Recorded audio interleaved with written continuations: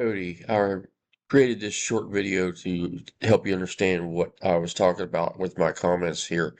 The whole reason why I mentioned using the exemplar so often throughout the paper or throughout the course is because it's the most important thing to help you do your work best.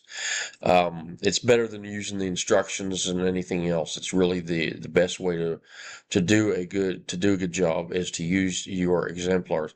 So what you've done here, you mentioned in your email to me about this, about the bracketed information. Yeah, you should actually remove the brackets. You should delete this whole thing up here, and then you should put this heading in bold, and then you should delete the brackets here around it. Leave your name there, just delete the brackets and that stuff.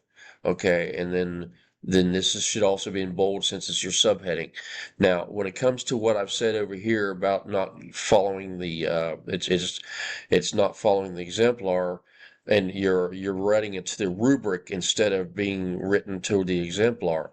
And the reason I say that is because basically what this looks like is it looks like you went down and you wrote a list of answers to the rubric. Or maybe you looked at the instructions, and in the instructions it shows you going through right here. You might have looked at this and thought, okay, all I need to do is just respond to these things specifically.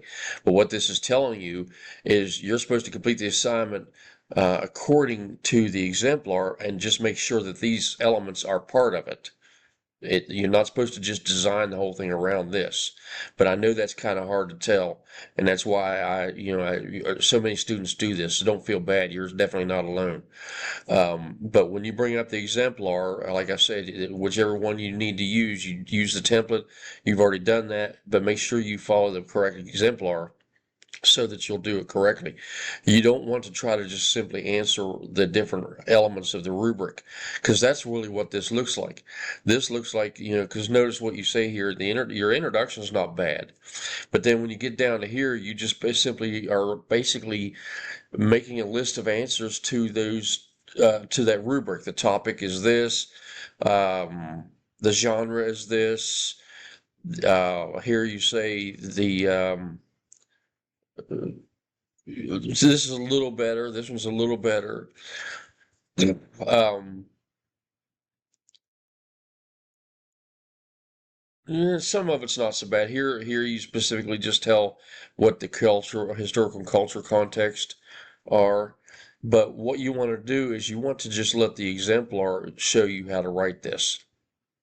Because you don't, in other words, you don't need to necessarily specify each one of these things. You don't have to say the historical culture is this, the core idea is that, right? That's writing to the rubric. So what you want to do is you want to rewrite it so that you're basically writing it the way the exemplar shows you how to do it.